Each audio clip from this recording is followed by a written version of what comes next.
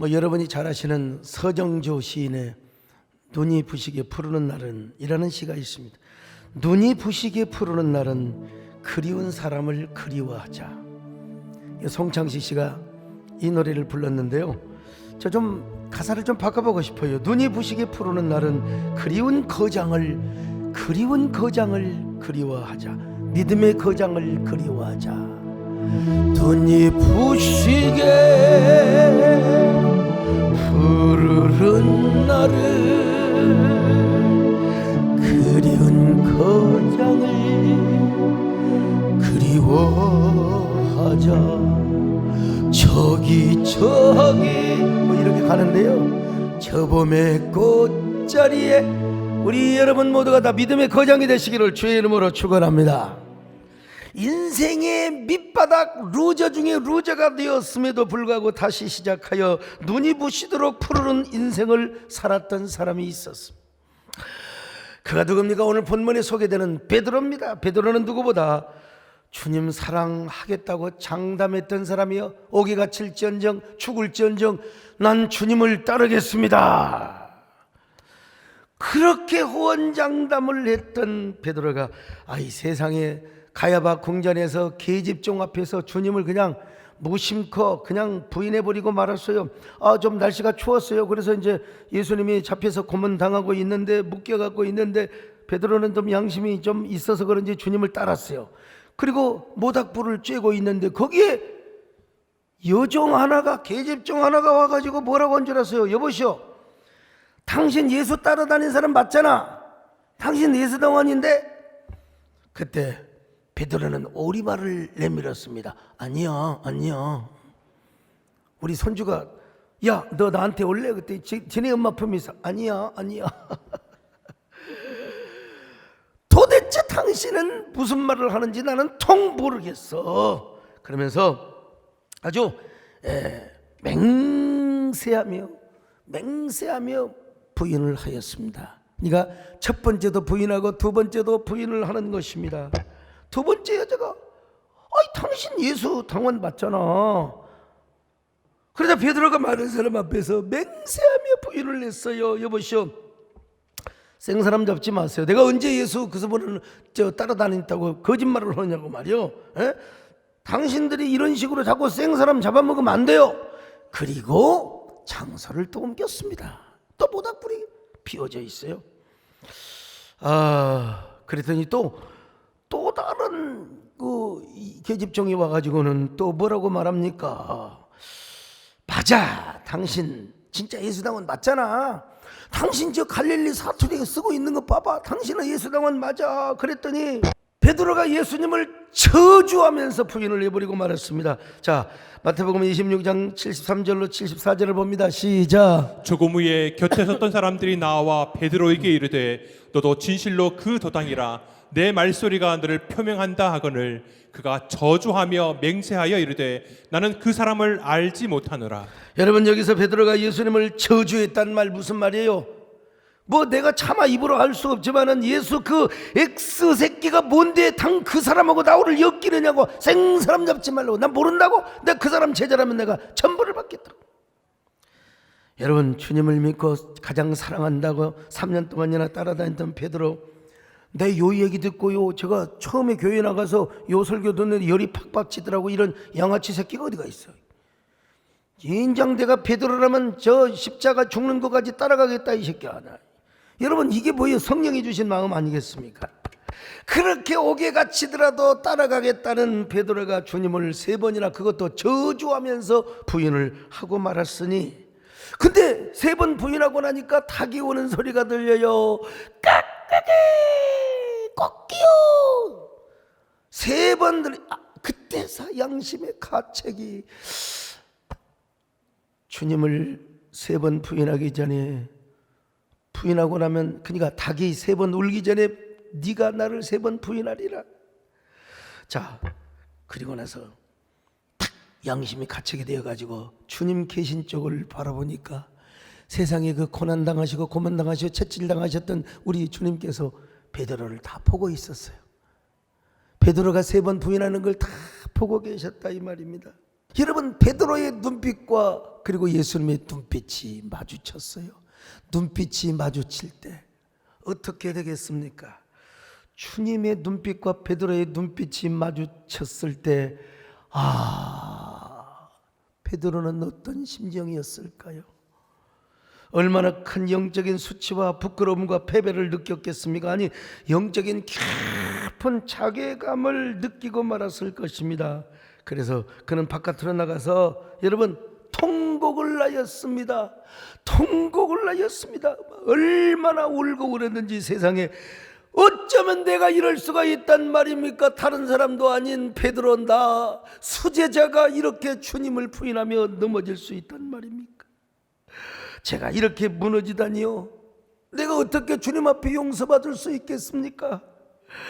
아니, 죽을지언정 감옥에 갈지언정 내가 주님을 따라간다고 했는데 어떻게 내가 일어설 수가 있단 말입니까? 주님, 저 같은 놈도 다시 주님의 손을 붙잡고 일어설 수 있단 말입니까? 주님, 예수여,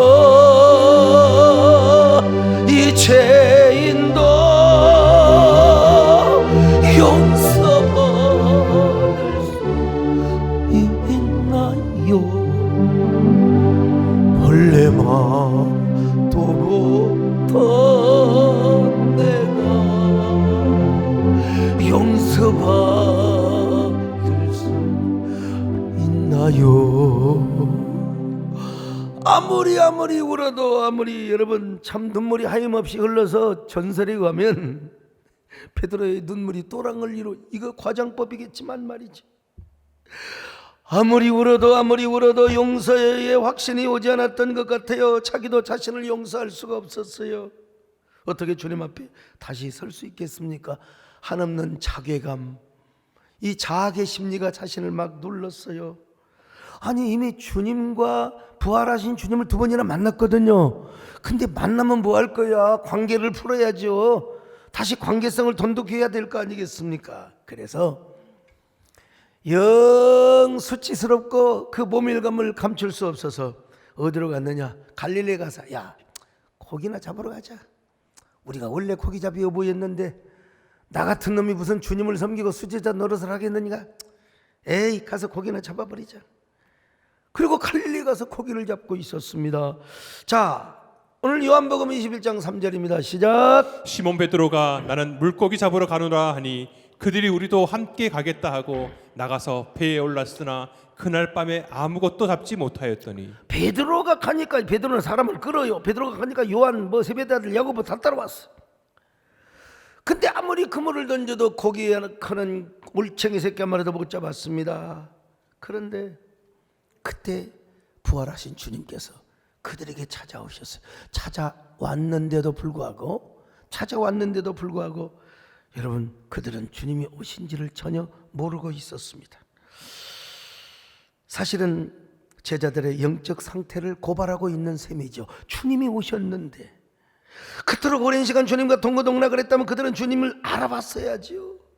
근데 배신의 뭐라고 할까요? 배반의 계절에 배신을 했던 그들은 주님을 알아볼 수가 없었습니다. 오늘 우리도 마찬가지입니다. 주님이 내 곁에 오셨는데도 주님이 오신 줄을 모르는 성도들이 있습니다. 생업에 바빠서, 세상 일로 바빠서 오늘 주님께서 이 자리에 운행하고 계시는데 그것도 모르고 꾸벅꾸벅 졸고 있는 사람이 있을 수가 내 눈에 아직 보이지는 않습니다만은 말이죠. 네. 주님이 내게 오셔서 말씀을 하시는데도 도대체 무슨 말인지도 모르고 전혀 주님인지도 모르고 살아갈 때가 있어요. 주님 보시기에 얼마나 안타까우시겠습니까? 어쨌든 새벽에 갈릴리 호수에서 베드로와 요한은 열심히 고기를 잡고 있었습니다. 근데 이런 소리가 들려와요. 여보시오, 거기 그물 던지고 있는 사람들 고기 많이 잡았어? 물어보니까 아닙니다, 밤새 한 마리도 못 잡았습니다. 아마 제자들은 아침에 주님이 고기나 사러 온 사람으로 생각하고 있었던 것 같습니다. 아무튼 그들은 예수님이 누구인지에 대해서 전혀 모르고 있었습니다. 그러자 예수님께서 말씀하십니다. 그러면 배 오른편에 그물을 던져보시오. 그래서 무심코 배 오른편에 그물을 던져 보니까 세상에 고기가 그물이 찢어질 정도로 어마어마하게 고기가 잡혔어요. 자, 요한복음 21장 6절입니다. 시작. 이르시되 그물을 배 오른편에 던지라 그리하면 잡으리라 하시니 이에 던졌더니 물고기가 많아 그물을 들 수 없더라. 그물을 들 수 없을 정도로 고기를 많이 잡았었는데 그때 주님을 가장 사랑했던 요한이가 번쩍하고 영감이 스쳐갑니다.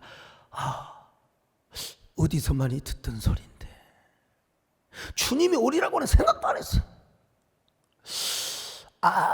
우리가 주님을 처음 만났을 때 오른편에다가 그물을 던져서 맞아 우리가 기적을 경험했는데 맞아 우리 주님이 오셨나 봐. 부활하신 주님이 여기까지 오셨나 봐. 자, 그러면서 주님이시다, 주님이 오셨어. 자, 요한복음 21장 7절입니다. 시작. 예수께서 사랑하시는 그 제자가 베드로에게 이르되 주님이시라 하니. 여러분, 주님이 오셨다. 이 세상에서도요, 사랑하는 사람만이 사랑하는 사람의 인기척을 듣습니다. 압니다. 남편의 발걸음인지 자녀의 발걸음인지 그것도 큰아들인지 작은아들인지 사랑하는 사람은 압니다. 어머니가, 아내가 더 잘 알아요. 벌써 남편이 늦게 오면은 술 냄새가 벌써 코에 맡아요. 아이고, 술 처먹고 왔구나. 여러분, 인기척 소리를 듣고 금방 알아요.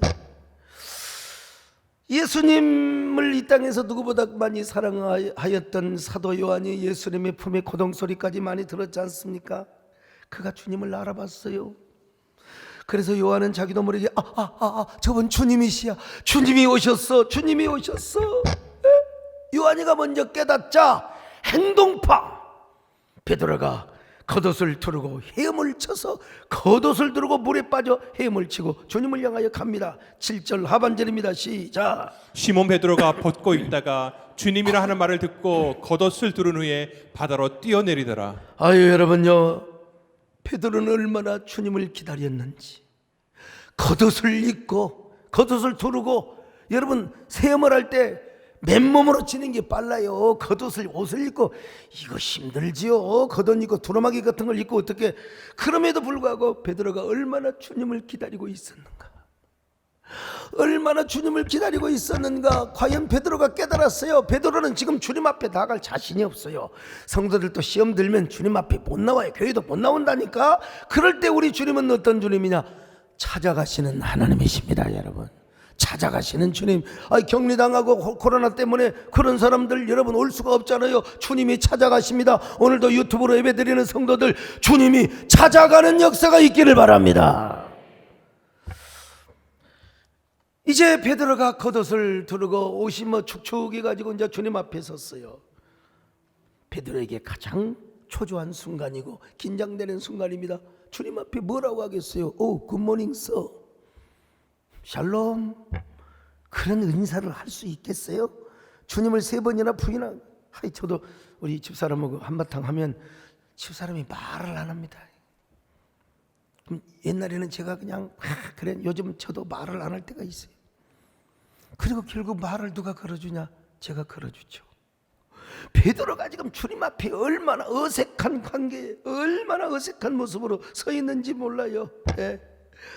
베드로는 주님을 3번이나 부인했거든. 그것도 저주하면서 부인했거든요. 아무 말도 안 하고 저 같으면 아마 눈물만 흘리고 있었을 것입니다. 베드로가 무슨 염치로 무슨 인사를 하였겠습니까?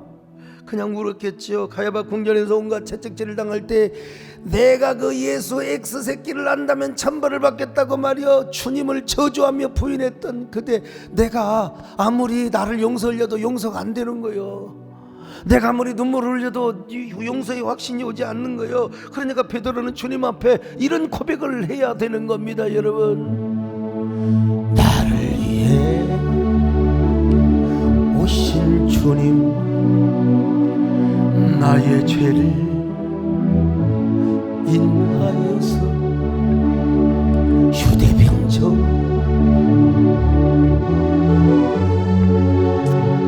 잡히시던 그날 밤이 여러분이 베드로라고 생각해 보세요. 아무런 말도 없이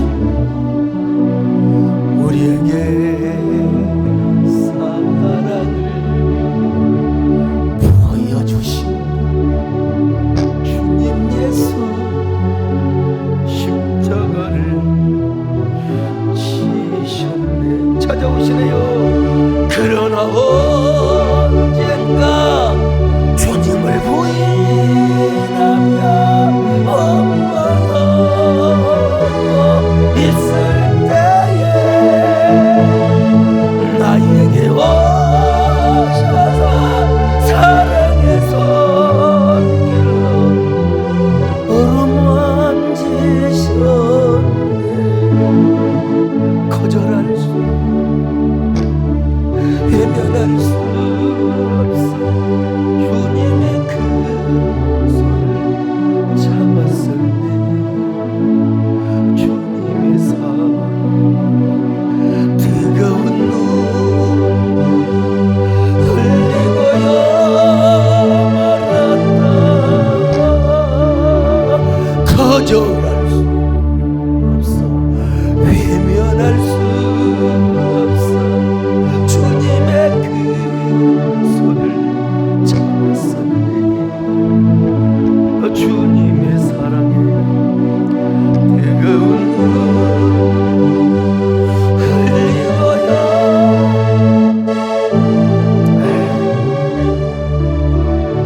아이, 찾아오신 주님 앞에 베드로는 울 수밖에 없는 거죠. 눈물을 안 흘릴래 안 흘릴 수 없어요. 이제 마침내 제자들이 왔어요. 조반을 베풉니다.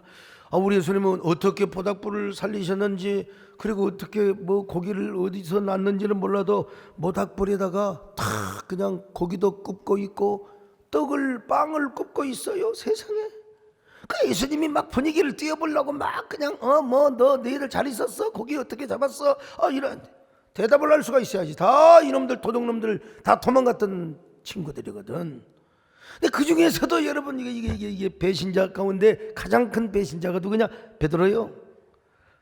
그래서 베드로는 여러분 예수님 앞에 그 타고 있는 모닥불을 바라보며 당연히 대제사장 가야바 궁전에서 모닥불의 모습을 생각하지 않았어. 왜? 그 모닥불 앞에서 자신이 주님을 부인했거든요. 자, 요한복음 21장 9절입니다. 시작. 육지에 올라보니 숯불이 있는데 그 위에 생선이 놓였고 떡도 있더라.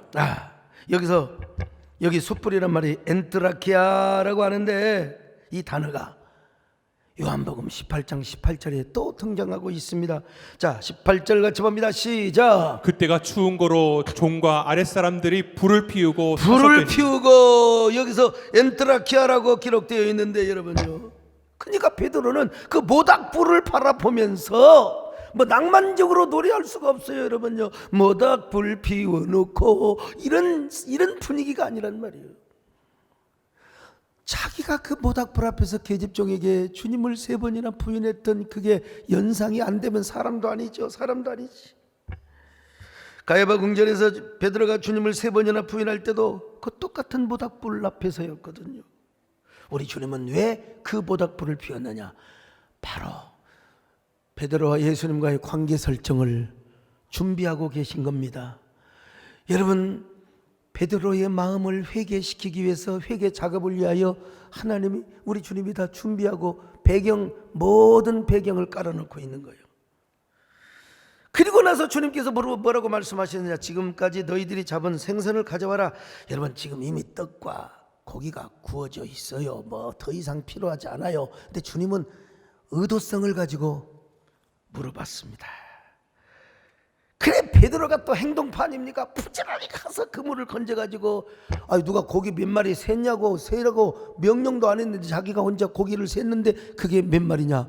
153마리였습니다. 자, 요한복음 21장 10절로 11절 같이 봅니다. 시작. 예수께서 이르시되 지금 잡은 생선을 좀 가져오라 하시니 시몬 베드로가 올라가서 그물을 육지에 끌어올리니 가득히 찬 큰 물고기가 153마리라 이같이 많으나 그물이 찢어지지 아니하였더라. 베드로 고기가 얼마나 큰 줄 아세요? 진짜 큰 고기는 이렇게 큽니다, 여러분. 혼자 줘도 못 먹어요. 우리 단체 여행 가면 한 요 정도짜리 하나 뭐 그거 하나 먹어도 배불러요. 근데요, 예수님이 생선이 모자라서 고기를 가져오라고 했겠습니까? 어쩌면 예수님은 그들이 잡은 생선의 숫자를 알리고 싶었을지도 모릅니다. 유대인 어부들은 절대로 고기 잡아갖고 안 셉니다. 몇 마리 잡았는가 그냥 밥그릇에 담아서 바가지에 담아서 키로로 그냥 팔아요. 팔아. 그러니까 유대인 어부가 고기를 셌다, 이거 굉장히 이례적입니다. 이 통념을 깨고 일반적인 습관이 아니란 말입니다. 그런데 베드로는 그들은 통념과 간섭을 깨고 물고기를 셌습니다. 그랬더니 모두 153마리. 그리고 사도 요한은 그가 기록한 복음에서, 요한복음에서 베드로가 고기를 센 것과 정확하게 153마리였다고 하는 사실, 이걸 기록해 놓고 있습니다. 왜 그랬을까? 왜 사도 요한의 의도는 어디에 있었을까? 이 문제를 해결하기 위해 우리는 당시의 역사적, 사회적, 종교적 배경을 알 필요가 있습니다. 당시 유대인에게 있어서 153이라고 하는 숫자는 하나님의 성전에 있는 번제단을 연상시켜주는 거예요. 유대인 누구라도 여러분 1년에 몇 번은 성전에 가서 번제단에서 제사를 드리잖아요. 예. 여러분 세된 교회 하면 누가 생각해요? 소강성 목사 생각날 거 아닙니까? 예. 세된 교회 하면 여러분 벌써 이렇게 둥그런 돔승의 예배당이 생각이 날 거 아니겠어요? 그러니까 마찬가지로 유대인들에게 153 하면 번제단이 생각이 나게 되어 있어요. 왜냐하면 번제단의 구조를 한번 보세요. 예? 자, 1층 부분에서는 1규빗이고 2층 부분에서는 5규빗이고 그리고 맨 마지막 3계단에서는 3규빗이란 말이죠. 1, 5, 3. 예. 이 내용을 우리 교회 이제 협동 목사님으로 계시는 장재일 목사님께서 박사학위 논문으로 주제를 잡았다가 다른 걸 쓰긴 썼습니다만은요. 여러분 오늘 우리가 YS 하면 돌아가셨지만, DJ 하면 돌아가셨지만 그 대통령 이름이 생각나지 않습니까? MB 하면 참 억울한 부분도 많으시고 어쨌든 간에 지금 고생하시는 대통령 떠오르지 않습니까? 누구를 가르치든지 간에 연상이 되고 그분들과 이미지가 떠오르는 연상법을 지금 예수님도 의도성 있게 그렇게 하셨고 사도 요한은 그걸 의도성 있게 기록을 했다는 것입니다. 자, 사도 요한은요 독자들에게 153이라고 하는 숫자를 밝힘으로써 이 사건이 번제단과 관련이 있다고 하는 사실을 은연중에 암시시켜주고 있어요. 그러면 베드로가 잡은 이 물고기 숫자인 153과 번제단과는 어떤 함수관계가 있을까요? 베드로는 특별히 살고 싶어서 예수님을 3번이나 부인하고 부활하신 주님 앞에 서 있습니다. 그럼 베드로에게 예수님은 153의 기적을 행함으로써 번제단을 상기시켜줘요. 그래서 요한복음을 기록한 이 사도 요한은 153마리의 고기를 번제단과 연결시켜주고 있는데 그 목적은 뭐냐 이거예요. 요한의 목적은 뭐냐? 요한의 의도는 유대인들에게는 번제단이란 죄를 사함을 받고 생명을 얻게 하는 장소였거든요. 그런데 진짜 우리의 모든 죄를 사해 주시고 생명을 주신 분이 누구냐면 예수 그리스도란 말이에요. 예수 그리스도. 그러니까 번제단은 모형에 불과하고 모델하우스 껍데기에 불과하고 예수 그리스도가 번제단의 실형으로 오셨다는 것입니다. 게다가 요한복음의 기본적인 사고는 사망과 생명입니다. 요한신학의 한 주제입니다. 여러분 쭉 보면요 사망과 생명이 대조를 이루고 있습니다. 자, 요한복음 1장 4절 5절 같이 봅니다. 시작. 그 안에 생명이 있었으니 이 생명은 사람들의 빛이라 빛이 어둠에 비추되 어둠이 깨닫지 못하더라. 자, 여러분요 빛과 어두움, 생명과 사망 아닙니까? 요한복음 5장 24절 시작. 내가 진실로 진실로 너희에게 이르노니 내 말을 듣고 또 나 보내신 이를 믿는 자는 영생을 얻었고 심판에 이르지 아니하나니 사망에서 생명으로 옮겼느니라. 자, 사망과 생명 대조하지 않습니까? 요한복음 6장 58절입니다. 시작. 이것은 하늘에서 내려온 떡이니 조상들이 먹고도 죽은 그것과 같지 아니하여 이 떡을 먹는 자는 영원히 살리라. 여러분 보세요. 예? 살고 죽는 이야기가 또 나오지 않습니까? 요한복음 10장 10절 시작. 도둑이 오는 것은 도둑질하고 죽이고 멸망시키려는 것뿐이요 내가 온 것은 양으로 생명을 얻게 하고 더 풍성히 얻게 하려는 것이라. 뭐 계속 있습니다만은 뭐 다 소개할 수가 없어서요. 이렇게 사망과 생명의 대조를 이루는데 요한은 뭘 말합니까? 사망을 누가 이기느냐? 생명이 이긴다는 겁니다. 근데 그 생명의 주인이 누구냐? 번제단의 주인이시자 생명의 주인이 바로 예수 그리스도라는 거예요. 그래서 요한복음 14장 6절은 이렇게 말씀하고 있습니다. 읽습니다. 시작. 예수께서 이르시되 내가 곧 길이요 진리요 생명이니 나로 말미암지 않고는 아버지께로 올 자가 없느니라. 여러분 그뿐입니까? 예수님은 생명의 주인뿐만 아니라 번제단의 주인이요 성전의 주인이라는 사실을 153의 거기 숫자를 통하여 다 연상을 시켜주고 있어요. 그 번제단의 주인께서 죄를 사하시고 생명을 다시 공급하실 수 있는 바로 부활의 주님께서 베드로에게 물어봅니다. 베드로야, 너는 나를 얼마나 사랑하느냐? 베드로가 주님을 3번이나 부인했던 것만큼 주님께서도 베드로에게 3번을 물어보셨습니다. 너는 나를 얼마나 사랑하느냐? 너는 나를 얼마나 사랑하느냐? 베드로가 처음에는 2번 연속 자신이 인간적인 사랑밖에 못하는 걸 주님께 안다고 고백을 했습니다. 나의 큐리에 호티 필로세, 나의 큐리. 시몬 아가파스메, 아가페로 물어봤습니다. 그랬더니 나의 큐리에 호티 필로세. 참, 그래서 주님께서 3번째 질문을 이렇게 하셨습니다. 베드로야, 그러면 너는 진짜 나에게 아가페가 아닌 필레오 사랑밖에 못하느냐? 너 진짜 인간적인 사랑만 계속 고집할래? 시몬 필레이스메 이렇게 물어봤어요. 뭐 일부 학자들은 아가페와 필레오를 구별하지 않습니다. 그 근거로 요한복음 20장 요한복음 5장 20절을 한번 보실까요? 자, 시작. 아버지께서 아들을 사랑하사. 자, 보세요. 여기서 아버지께서 아들을 사랑하사의 단어가 필레오로 기록되어 있어서 그냥 막 쓴다, 구별하지 않고 막 쓴다, 뭐 그렇게 얘기할 수도 있습니다. 학자들이니까 그런 주장을 할 수 있죠. 근데 저는 요한복음 5장 20절마저도 아버지께서 아들을 사랑하는데 그냥 사랑하는 게 아니라 아주 인간적일 뿐만 아니라 아주 뭐라 할까요? 친밀한 사랑. 인간적으로 가장 친밀한 사랑. 이러한 그런 차원에서 필레오를 썼지 않나 싶어요. 또 그렇지 않다 하더라도 여러분, 오늘 본문 요한복음 21장만큼은 반드시 수사학적인 접근으로 볼 때 이 요한복음 21장만큼은 반드시 아가페와 필레오가 구별이 되어 된다고 저는 확신합니다. 자, 그럼 베드로가 이제 우리 주님께서 물어봤어요. 시몬 필레이스메. 그랬더니 베드로가 뭐라고 대답합니까? 아이고, 저는요 진짜 인간적으로밖에 주님을 사랑한다는 사실을 주님 다 암시롱 왜 물어보십니까? 이래 대답을 하는 거요. 수 판타 오이다스, 수 기노스케이스 호티 필로세. 나는 이 본문을요 제가 헬라어로 다 신학교 다닐 때 다 외워가지고 지금도 잊혀지지가 않습니다.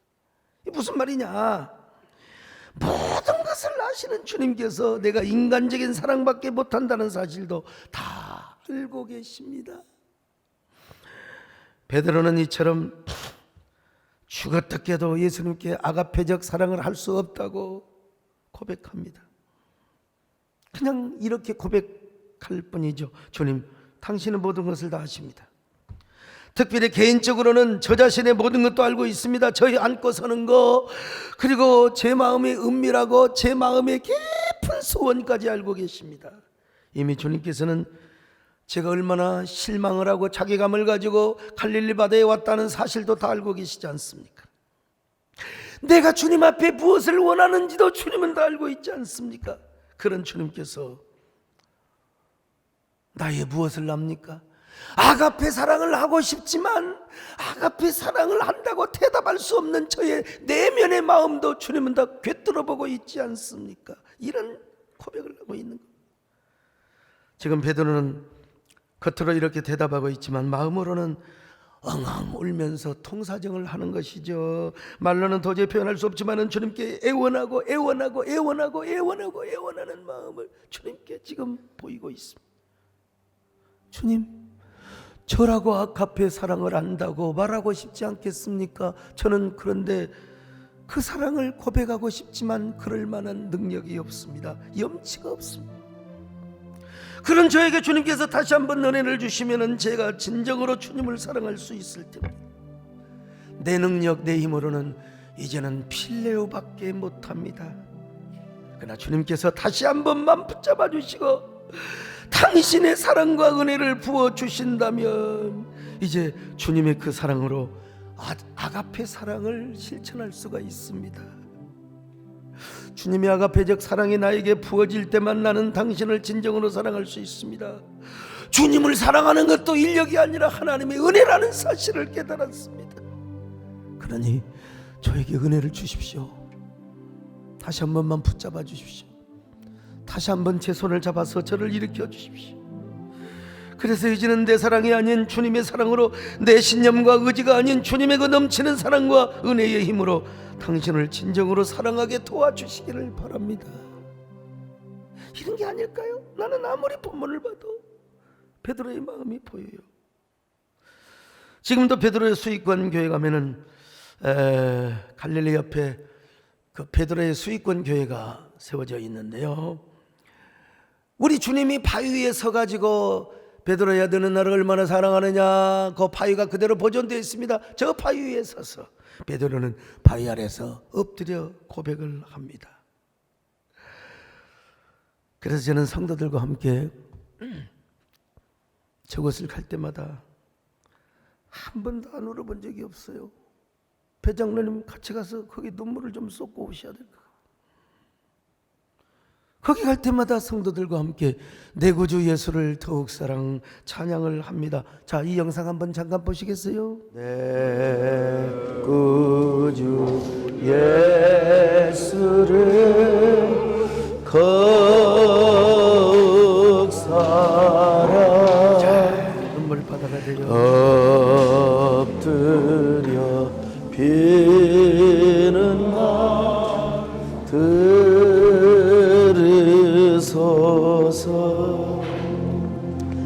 내 진정 소원은 내 구주 예수.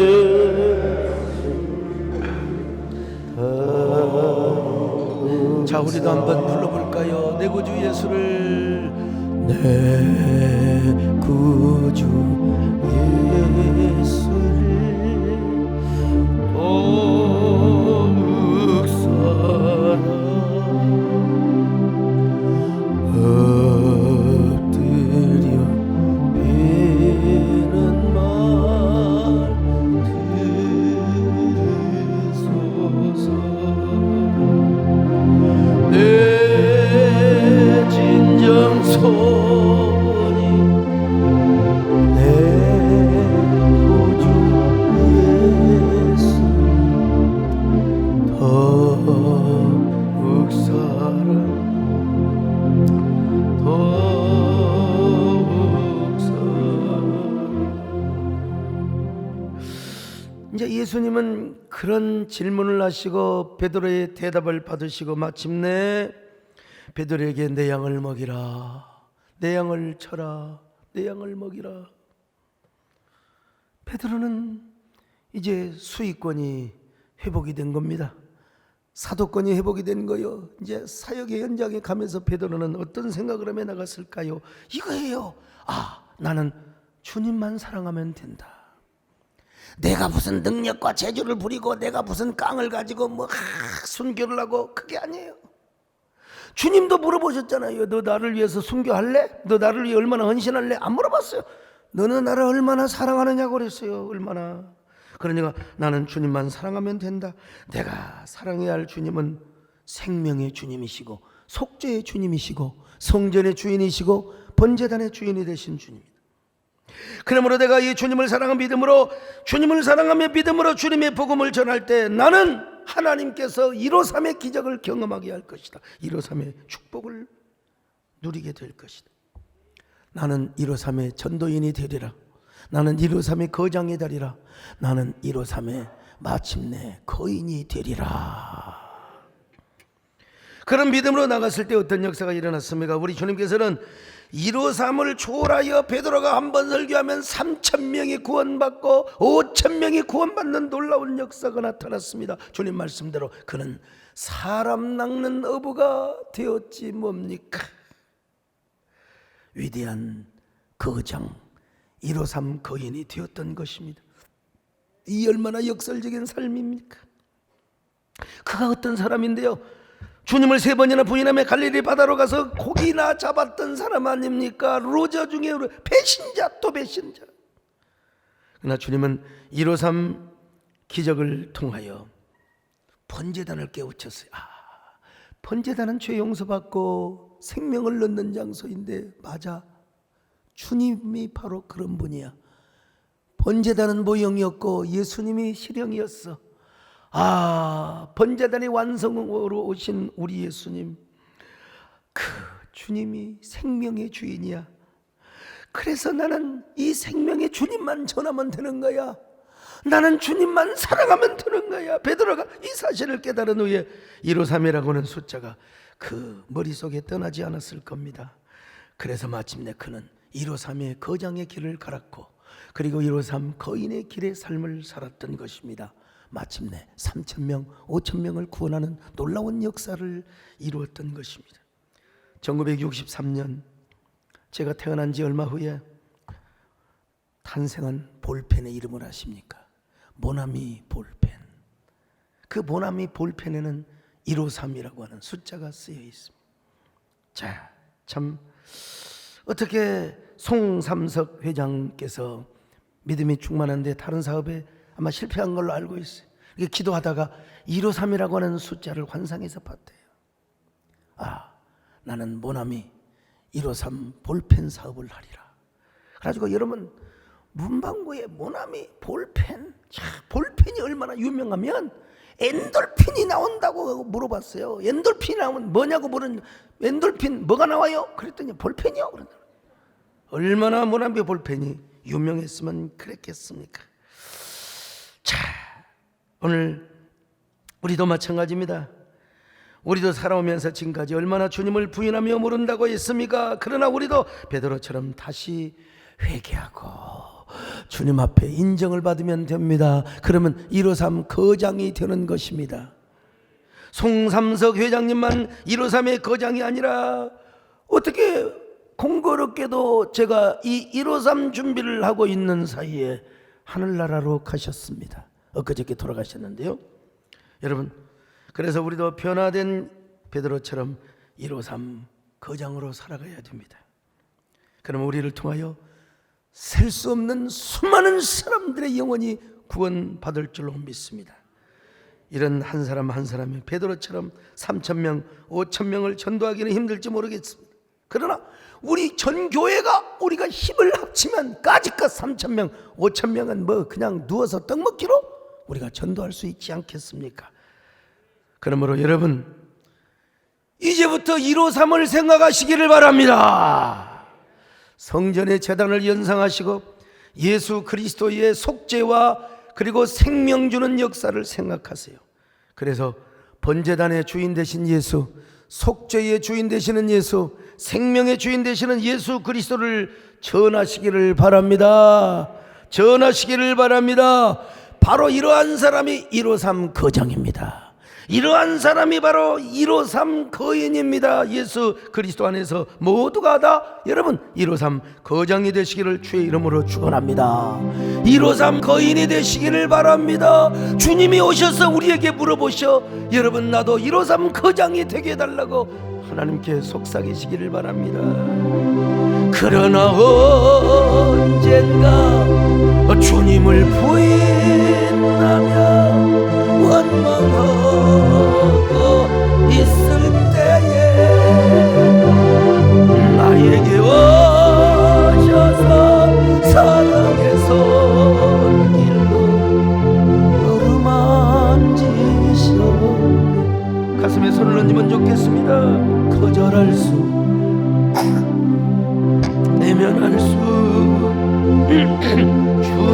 주님의 그 손을 잡았으니 주님의 손 뜨거운 눈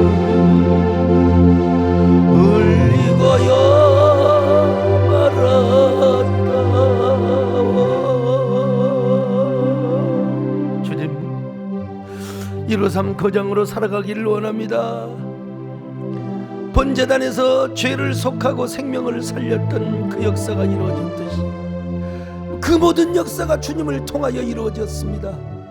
그 주님, 인류를 살리고 사람을 살리고 모든 영혼을 구원받게 하는 그 이름 예수, 그분의 복음, 그분의 생명을 전하는 자는 누구나 다 153 거장입니다.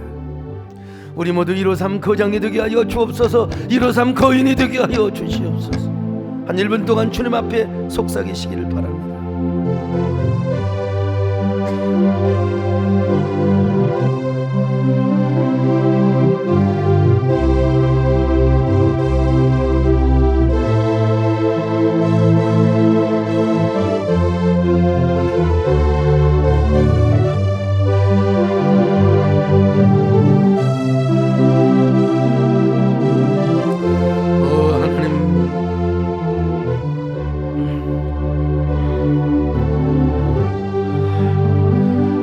거절할 수 없어, 외면할 수 없어.